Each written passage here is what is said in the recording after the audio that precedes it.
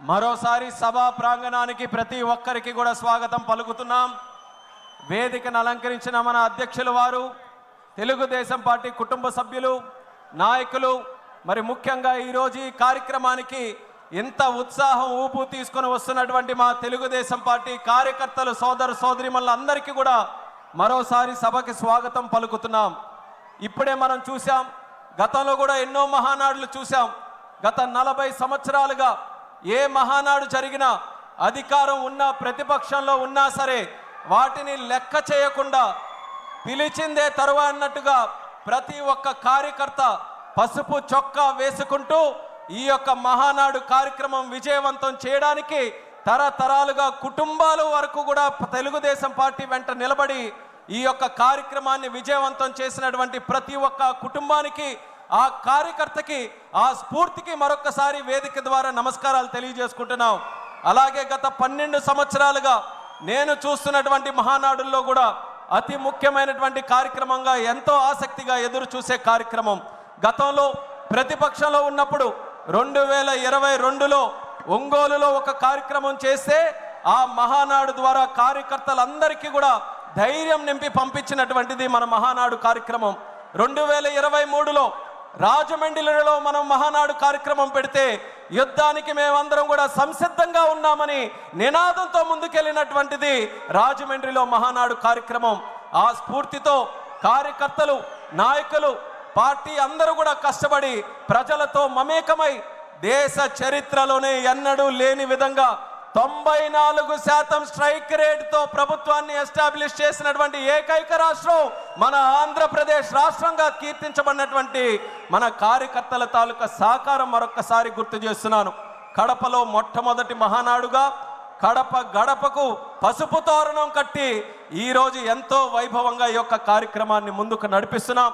ఇప్పుడే మనం చూసాం, యువ నాయకుడు నారా లోకేష్ అన్న గారు ఒక యువ నాయకుడుగా కార్యకర్తల గుండెల్లో, ప్రజల గుండెల్లో ఒక సుస్థిరమైనటువంటి స్థానం సంపాదించుకొని ఈరోజు ప్రజా నాయకుడిగా ఎదిగి ఆయన తాలూకా ఆలోచనలతో 40 సంవత్సరాలు స్వర్గీయ నందమూరి తారక రామారావు గారి తాలూకా నాయకత్వంలో, నారా చంద్రబాబు నాయుడు గారి నాయకత్వంలో ఈ 40 సంవత్సరాలు తిరుగు లేకుండా పార్టీ ఏ రకంగా ముందుకు నడిచిందో మరో 40 సంవత్సరాలు కూడా తిరుగు లేకుండా తెలుగు జాతి ఉన్నంతకాలం, సూర్యచంద్రులు ఉన్నంతకాలం తెలుగుదేశం పార్టీ అనుక్షణం ఉండాలనే ఆలోచనతో మరొక 6 శాసనాలని మన అందరికీ కూడా అందించడం జరిగింది మన లోకేష్ అన్న గారు.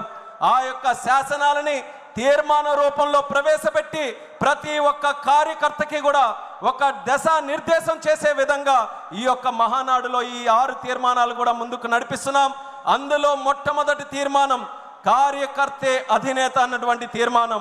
ఇప్పుడే లోకేష్ అన్న గారు చెప్పారు, కార్యకర్తకి ఎటువంటి ఆపద వచ్చినా, కార్యకర్తకి ఏ కష్టం వచ్చినా నేను ఎప్పుడు కూడా ఉంటానని ధైర్యం ఇస్తూ, అలాగే భవిష్యత్తులో కూడా ఆ కార్యకర్తకి పార్టీ ఎల్లప్పుడూ కూడా నిల్చుంటుందనే ఆలోచనతో ఈ యొక్క తీర్మానాన్ని ప్రవేశపెడుతున్నాం. ఈ తీర్మానాన్ని ప్రవేశపెట్టవలసిందిగా మన మంత్రివర్యులు, యువ నాయకులు కొల్లు రవీంద్ర గారిని మాట్లాడవలసిందిగా కోరుతున్నాం.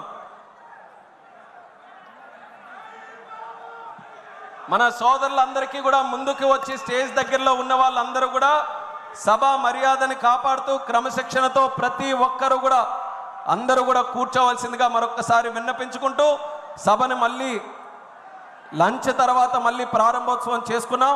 చాలా విజయవంతంగా మొదటి భాగం మనం పూర్తి చేసుకున్నాం. ఈ భాగం కూడా ఎంతోమంది వక్తలు ఉన్నారు, మంచి మంచి ఆసక్తి అనేటువంటి తీర్మానాలు ప్రవేశపెట్టబోతున్నారు. మీరు కూడా ఉత్సాహంగా ఈ యొక్క కార్యక్రమాన్ని విజయవంతం చేసి క్రమశిక్షణతో నడవాలని మరొకసారి ప్రతి ఒక్కరికి కూడా కోరుకుంటున్నాను. అందరికీ నమస్కారం. కార్యకర్తే అధినేత అతి ముఖ్యమైనటువంటి ఈ తీర్మానాన్ని రవి ఒక నిమిషం. అందరికీ ఒక అప్పీల్. ఈ అకౌంట్ నెంబర్ రాయలేదు, చెప్పను. శ్రీకాంత్, ఎక్కడ అకౌంట్ నెంబర్ రాయమను కదా, ఏ అకౌంట్కి వేయాలని. అందరికి కూడా ఒక అప్పీల్. మన పార్టీ మహానాడు వచ్చినప్పుడు మన డబ్బులతోనే మనం మహానాడు నిర్వహించుకుంటున్నాం. మన పార్టీలో కూడా కొంతమంది డబ్బులు ఉండేవాళ్ళు ఉన్నారు. ప్లీజ్ తమ్ముళ్ళు కూర్చోవాలి, అందరూ కూర్చోవాలి. మనం చాలా సమయం ఉంది, కూర్చోవాలి. మీరు మళ్ళీ రేపు కూడా ఉంటుంది. మీ హుషారంతా కూడా మార్నింగ్ చూశాను, ఇప్పుడు చూస్తాను. దయచేసి కూర్చోండి. మీటింగ్ బాగా జరగాలి, అందరూ కూర్చోవాలి. ఎవరు నిలబడుకోకూడదు. మీరు నిలబడుకుంటే వెనకాల వాళ్ళకి కనపడదు. ప్లీజ్ దయచేసి వెళ్ళాలి. మీ సీట్లో మీరు కూర్చోండి. తమ్ముళ్ళు వెళ్ళాలి. మనం సీనియర్ లీడర్స్ అంతా బాధ్యత కలిగిన వాళ్ళు ఎన్నికకి వెళ్ళాలి. Please carry on. వాలంటీర్స్ కూడా హెల్ప్ చేయండి. మనం ఇన్ని సంవత్సరాలు రాజకీయాల్లో ఉన్నామంటే మన క్రమశిక్షణ. మళ్ళీ 40 ఏళ్ళు రాజకీయాల్లో మనం సుస్థిరమైన స్థానంలో ఉండాలంటే క్రమశిక్షణ ఉండాలి. అందరూ వెళ్ళాలి. మీరు వేరే వాళ్ళ దగ్గర చెప్పించుకోకూడదు తమ్ముడు. కానీ క్యారీ ఆన్ ప్లీజ్. అందరూ క్యారీ ఆన్. అందరూ అక్కడ వాళ్ళు కూడా వెళ్ళాలి. మీ ప్లేసుల్లో కూర్చోవాలి. Carry on, carry on. ఇప్పుడు నెంబర్ మన పార్టీకి మహానాడు వచ్చినప్పుడు ఖర్చులు కూడా మన మెంబర్లే ఖర్చు పెట్టుకునే పరిస్థితి వస్తుంది. ఎప్పటికప్పుడు ఎవరైతే 10 రూపాయలు ఉండే నాయకులు కానీ కార్యకర్తలు కానీ పార్టీకి విరాళాలు ఇస్తే అది పార్టీ ఖర్చులకే కాకుండా పార్టీ కార్యకర్తల సంక్షేమానికి కూడా మనం ఉపయోగించుకుంటాం. ఈరోజు కార్యక్రమంలో మీరు చూస్తే నేను పేర్లని చదువుతాను. వాళ్ళు ఇచ్చిన అమౌంట్ అంతా కూడా టోటల్గా ఒకసారి ఇస్తాను. ఈరోజు మనం చూస్తే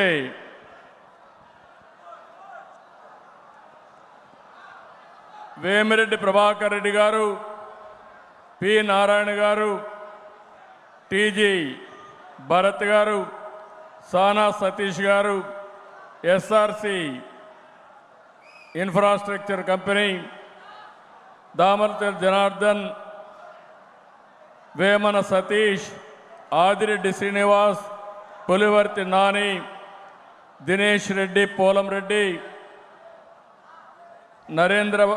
Narendra Varma, V Govindarao,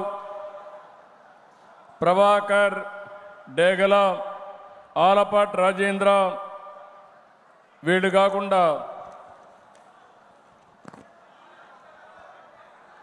BC Janardhan Reddy, Anam Ramanarayana Reddy, Partha Sarathi, Kollu Ravindra, Magunta Srinivasulu Reddy, Ganga Prasad, Kondapalli Srinivas, P Pullarao, GV Anjaneyulu, Bojjala Sudheer Reddy, Gaddi Padmavathi, Prathibha foods కోసం శ్రీనివాస్, కేర్ ఆఫ్ కేశవరావు, వీళ్ళందరూ కలిసి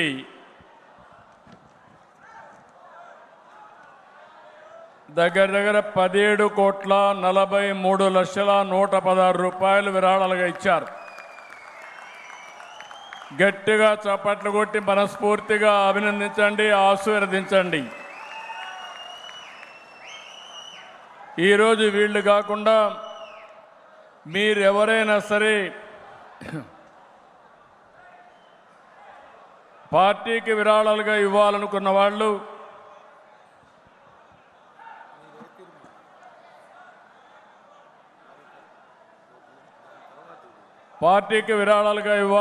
వాళ్ళందరూ కూడా Telugu Desam party bank of Baroda 18090200001238 IFSC code number